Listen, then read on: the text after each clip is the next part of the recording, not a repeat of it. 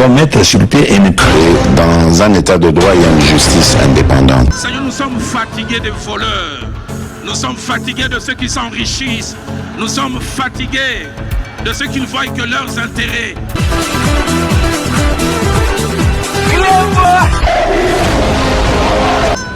Je m'engage à user de tout ce qui est en mon pouvoir pour que les erreurs du passé ne se reproduisent plus et pour que les actions nécessaires à l'avancement de notre pays soient promptement prises.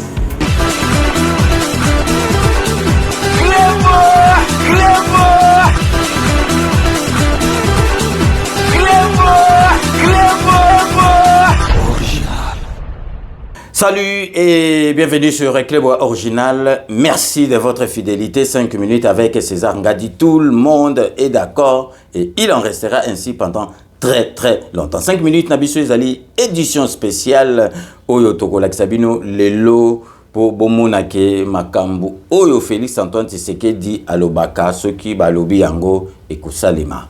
Tous allez kolak sabino tambiso to yebsa bino ke trame ko sala manambo kanabiso metro ko sala manambo kanabiso batu ba finga ki balobaki ebele boyeba ke biloko nyoso to ezali na poto soki volonté ezali e ko sala mape na Afrique neti pe na Congo mingi ka so balobe loko boy ko sala malo congolais eloko yo ya malamu ya mboka na ya kolobate congolais loko ya mabe oyo ekobebisa mboka na ye yango mutu akotiela makelele soki eza na mboka mususu asepeli soki eye na mboka na ye kosalama na mboka na biso te congolais to longola esprit mabe toza na présent mwana mboka nayebisaka bino congolais tozala chauvin tozala na chauvinisme neti bafrançais ndenge bakumisaka mboka na bango baloba Champs-Élysées, avenue Champs-Élysées, ezali donc avenue la plus belle du monde. Est-ce que vous êtes sûr vraiment que Champs-Élysées et l'équipe avenue ne sont dans le monde na kitoko mais français okumisa mboka na ye tala ndenge bakumisa ba joueur na bango tala ndenge bakumisa makambo na bango mais congolais eloko mabe yango nde akolinga soki eloko mabe ata bazoboma bandeko na ye azosepela baboma bandeko na ye en ya Félix Antoine Tshisekedi ezokumisa bato na niveau wana ezaki ndoki Félix Antoine Tshisekedi azana 5 ans na ya mvimba o mata o kita donc botika motema likundu soki eloko muso ezali na mboka mususu tala ndenge bakumisa soki ye na mboka na biso te ekosala mate bona boy metro sala mate na mboka na biso ndeni metro sala mate na mboka na biso te koma tram sala mate na mboka na biso te koma on a lelo tozali kolakisa bino modernisation ya réseau ferré ya ville ya Kinshasa boyebi o ebanda okende aéroport Njili na gare centrale boyebi ebanda kozala su te kufa siko efo bazongisa yango boyebi spoliation salama donc batonga bandako likola ba rail likolo ba gare donc ezalaka susute donc yebaka peke ba train oyo soki batia sika il faut ezala conforme ba rail wana pezala conforme na ba train oyo ba kocha donc tozola kisabino modernisation na yango ezali ko salema ba kendaki po bayebisa bato batonga likola ba rail na kota ba gare ba longwa donc ezali réseau wana ferré ya ville ya Kinshasa ezali ko zonga na ndenge vraiment ya moderne ya ba train ya bien ya ba marque ya ba train au total na France ya ba banlieue au to monaki na Sénégal ya mutu ko sala awa mais congolais soki balobi eloka malamu ale akolinga te sala ma awa donc ba misusu ba bulaka lali azobula eloko nini na ko critiquer ya mabe po ebebisa mitu ya bana mboka meki ndoki na bino wana boko suka na yango parce que Félix Antoine Tshisekedi azo mema mboka na biso pe ako mema yango na esika ya malamu ti akotika muto ako yasima Félix Antoine Tshisekedi ako hérité mboka ya malamu to tiki bino bolanda na ba bilili na marque bakendo ko yebisa bato batonga na ba rail balongwa parce que réseau oyo ferré ya ville ya Kinshasa oyo bandai ko relier gare centrale na Njili ezali kozonga bino moko bolanda na bilili. Le gouvernement congolais veut tourner son regard vers le chemin de fer pour résoudre le problème des embouteillages monstres à Kinshasa. Une équipe d'experts de l'Office national de transport ONATRA était en mission d'itinérance dans certains sites spoliés par 2 individus. Tous les occupants les longs du rail gare centrale aéroport d'Njili sont sommés de vider les lieux avant le début des travaux de modernisation de ce rail. Pierre Mbouy Saïdi. C'est dans la concrétisation de la volonté sociale du chef de l'État, Félix Antoine Tshisekedi Tshilombo, à travers de fermes injonctions données au vice-premier ministre en charge des transports, qu'un panel d'experts ferroviaires de l'Office national des transports ONATRA, avec à leur tête le directeur général Martin Loukoussa, ont effectué une itinérance dans certains sites des chemins de fer de la capitale, gage de la remise en service de ces réseaux urbains de la voie ferrée de Kinshasa. Vous êtes sans ignorer que la ville de Kinshasa est aujourd'hui habitée à un problème d'embouteillage impossible. Alors qui dit solution au problème d'embouteillage, dit les transports de masse. Et nous en sommes un. Vous savez qu'à l'époque, quand on faisait passer un train le matin ici, c'est 4000 personnes du coup. Victime d'une spoliation exponentielle des différents sites de son réseau ferroviaire, tout en dressant un diagnostic rigoureux, le directeur général de l'ONATRA sensibilise les occupants anarchiques et sollicite l'implication de la haute hiérarchie du pays. Nous demandons aux occupants de cette voie, qui va de la gare centrale à l'aéroport de Nchili, de bien vouloir libérer les sites, et c'est pour leur bien. Le vice-premier ministre et le ministre des Transports suit de près cette situation et c'est lui qui est même le moteur qui a poussé pour qu'on puisse démarrer les travaux. À travers cette descente à impact visible, la direction générale de l'ONATRA s'engage à redorer les blasons ferroviaires ternis de cette entreprise du portefeuille de l'État en relançant les activités du chemin de fer, gare centrale, aéroport de Njili. Boitu Kolanda, donc ezali makambo ya solo, mais bomoni structure mentale, na epsa bino développement mboka et passera na structure mentale. Ceux qui mutu eza bien te mboka bakozwa biloko nyusu eza na France ba memi awa. Et ko ça de l'autre côté, il faut mutu mwindu congolais o tozolo makambo Kongo ayeba comment ko kendo tonga ndako likolo rai po ba yebi kendengi train wana ici là bando le kanango lisusu te donc eko le kakate mais ba yebi te que un président comme Félix Antoine Tshisekedi po na ko lakisa po na ko zongisa biloko nyoso tu oyo Kabila ba bomaki bozomona Félix Antoine Tshisekedi azali ko zongisa ngozama mama yemo foire de Kinshasa zo donc pour ne citer que ces trois là oyo Kabila Boma, Félix Azo Zongi Sango, Azo Pesango peuple. Avant tout cette émission na biso tokola kisabino ke nazana mama nanga na FSA bino na Kisasa azana 88 ans et demi donc bientôt 90 ans na 2026 mais ayaki awa tenaki vraiment ke ndotala esika bakunda mobali naye na cimetière à Gombe depuis donc akufaki le 31 décembre 1989. Bakunda qui est après ba fête na 90 na janvier ba ngomi balé donc ba balana plus de 40 ans 45 à 48 ans mariage loke séparé ba ngokaka liwa donc il fallait na mema mama kuna atala esika mobali naye apema oyo bakenda ko tikaye donc mukolo bakunda qui est na cimetière à Gombe fallait batala après donc ba mikolo belé fallait vraiment abanda pe ko insister za ina poto il faut natala mobali na sika bakundaki boyebi mama soka komi na âge boazo réclamer bino loko il faut bosala yango na tiki bino pota na ba image ndenge tokendaki kuna na cimetière à Gombe samedi pour na kotala lilita ya fait papa na ngai donc Ngadi Matundu Michel oyazalaki directeur central na banque pendant plus de 50 ans. Donc restez connectés sur Reclebois Original, on revient tout de suite. Onkolo tika ete minoko nyonso etatola kombo na yo.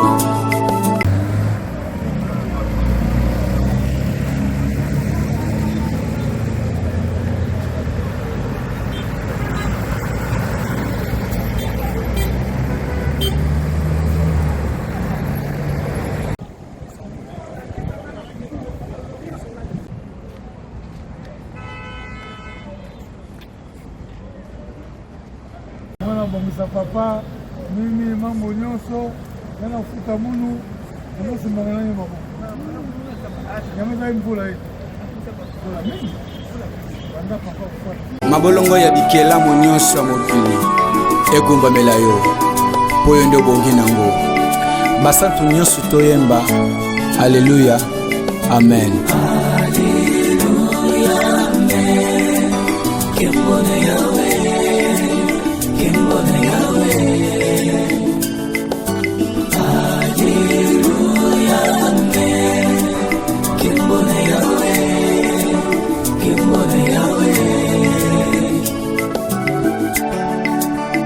Nkolo Yesu mokonzi na bakonzi kumu mobundeli nanga na bitumba molili ngai kona yepateo tabanzela nanga pelibota nanga ango ngai nazongisa kembolo kumusepa na yo.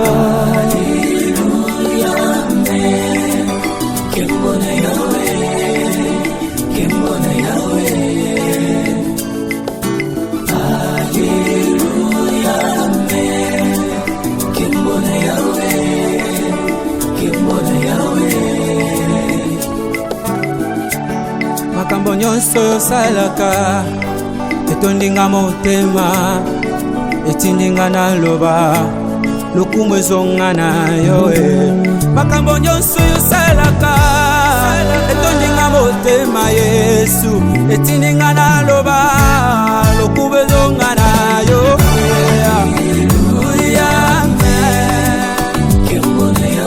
Haleluya haleluya haleluya toyembi haleluya.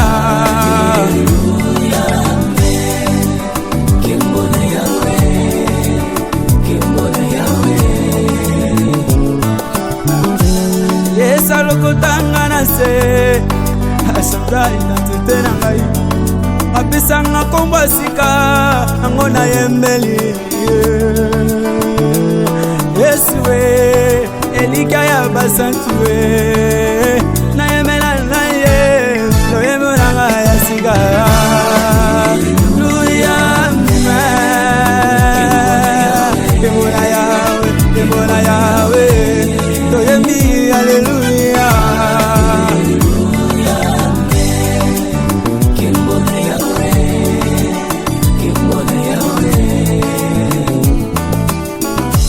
Ndeko na nyonso ekokomela yo zongisa kembo mpe lokumu na yawe boye nde mokokisi na nyonso.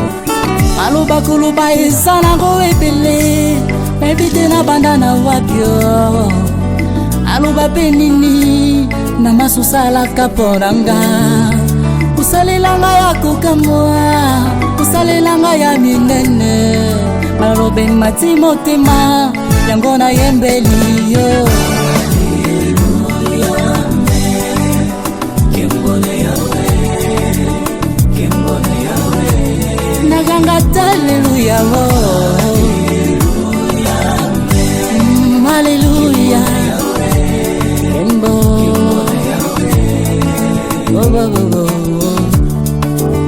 nkembo nzambe na kati ya mboka elekelaka maele ya bato lolenge nini na banza Davide mwana moke na libanga ya pamba akoisa engambe Goliath lolenge nini na banza na kati ya ligulu Daniel akoma mboninga ya bakosi lolenge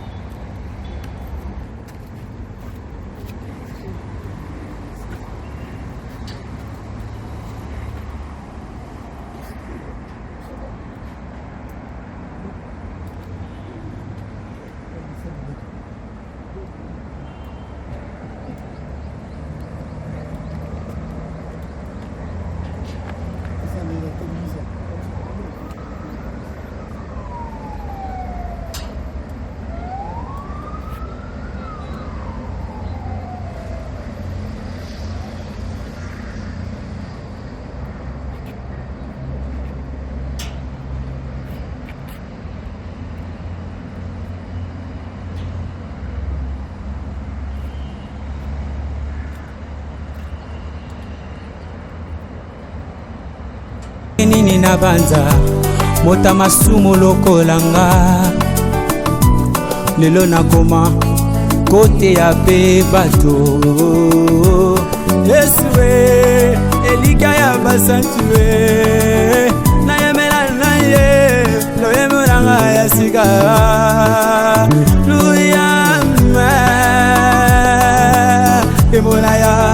Kemona Yahweh, toyembi Alléluia. Kemona Yahweh, Kemona Yahweh, mama.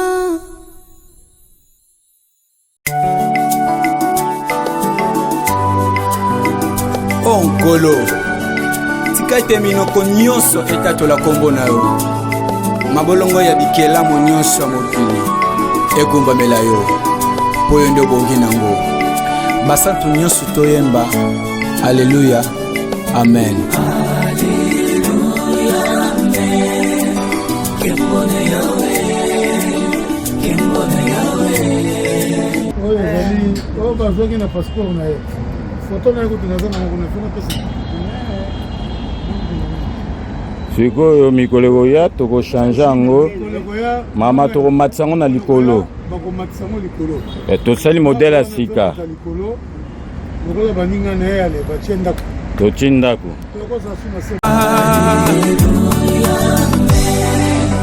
Kembona Yahweh, Kembona Yahweh, mama. Bino moko boyito Holandais qui vraiment très émouvant, donc vraiment maman bomonaki ye na mobali ne bakabonika na liwa ti lelo pe mama ti atikalaka ye moko ti lelo mama papa ku fait na 59 ans trop jeune maman ti lelo 88 ans et demi njamba zali ko bomba ye neti papa kenda donc njamba sali nyo surtout que maman tikalaka kana biso yango wana ezalaki vraiment. Donc na mutu na ngandenge mama banda ko senga il fallait vraiment komema ye atala esika mobali na ye akenda ko tika ye na 90 na cimetière Gombe esika wana ezalika kati lelo donc na tenaki ko lakisa bino yango lelo na émission na biso o ya édition spéciale ya dimanche ya lelo mais po na ko sukisa boyebi ke bolelaki mingi César Ngadi folo ka chaîne moka télévision o le karakuna à part émission na yo ya nini nazalaki pressé parce que moi j'ai plus rien à démontrer boyebi na eb sarabino mettre reprise ngaza polyvalent.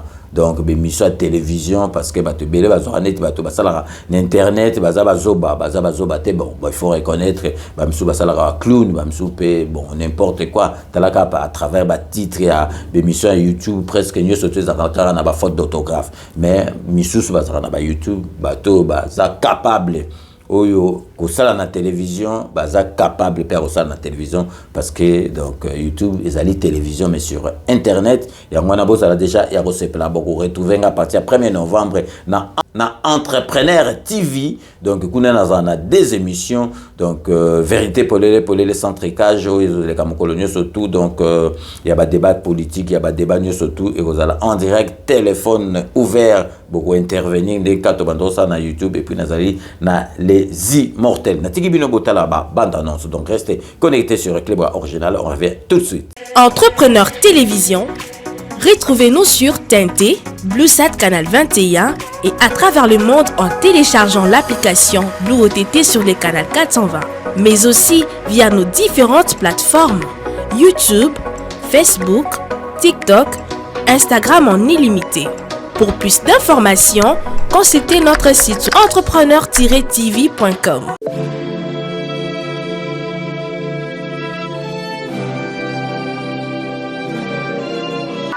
Entrepreneur TV, entreprendre autrement.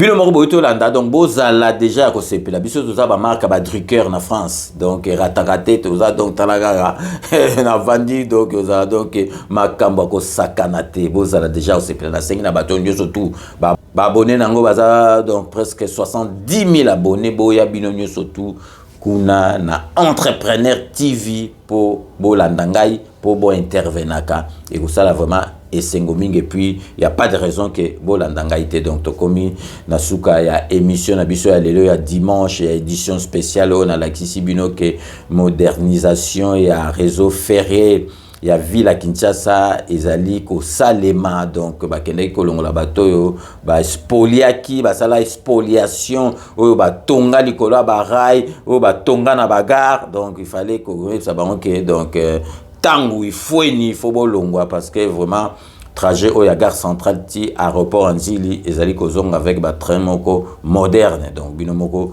bomoni na bilili donc tokosuki cette émission avec quelques dédicaces to pendant toujours honorable Jean Moutala na kati à Londres honorable Jean Moutala merci na nyo surtout au sala kana moi sina po na 5 minutes avec César Ngatoke na kati à Suisse pour na repesa Eddie Edo les philosophes na moi sina sa chère tendre épouse Elena merci na nyo surtout au sala rapport na 5 minutes avec César Ngadito tigali toujours na kati à Suisse pour na kopesa mbote na Zoro Mabia Lampanga munu Zoro Mabia merci na nyo surtout au sala rapport na 5 minutes avec César Ngadito na kati à London tozongi su pour na kopesa José Kana Kikakamene José Kana Kikakamene le grand stratège maître Weramukuna maître Rajamoule merci na nyo surtout au sala rapport na 5 minutes avec César Ngadito Roger Bamba na kati Afrique du Sud petit frère propre Roger Bamba merci na nyo surtout au sala rapport na 5 minutes avec César Ngadito triple brassard na kati États-Unis d'Amérique petit nanga Alain Yeye na kobo sanate Christian Yeye na London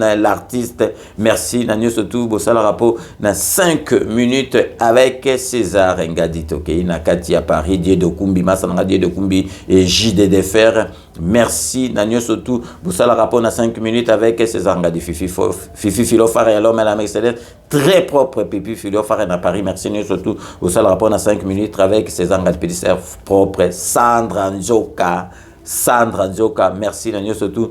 Bossa la rapport na 5 minutes avec César Ngadito, vrai chéri, na kati Espagne, vrai chéri, na ndenga GT, Beloti Mavungu, vrai chéri, merci na nyo surtout. Bossa la rapport na 5 minutes avec César Ngadito, reçu ça toujours, ndenge boye bikaka, na dokotolo na biso, Jean-Paul, Jamba, Kaoudi na kati à Paris, merci na émission na parlo santé pour na santé na biso bolanda émission na, et puis na nyo surtout, bossa la rapport na 5 au sala rapport na 5 minutes avec César Ngadito. Nous sommes arrivés à la fin de ce 5 minutes avec César Ngadito de ce dimanche que j'ai eu l'immense plaisir de vous la présenter. Merci de votre fidélité.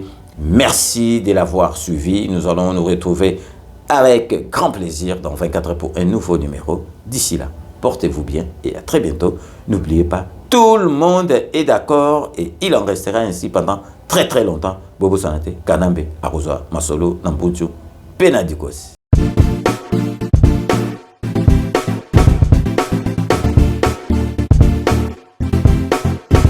On doit mettre sur pied et mettre dans un état de droit et une justice indépendante. Seigneur, nous sommes fatigués des voleurs. Nous sommes fatigués de ceux qui s'enrichissent. Nous sommes fatigués de ceux qui ne voient que leurs intérêts.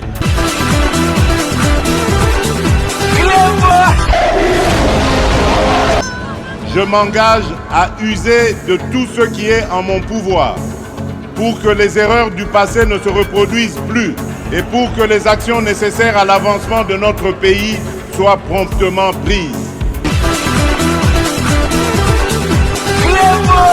Clément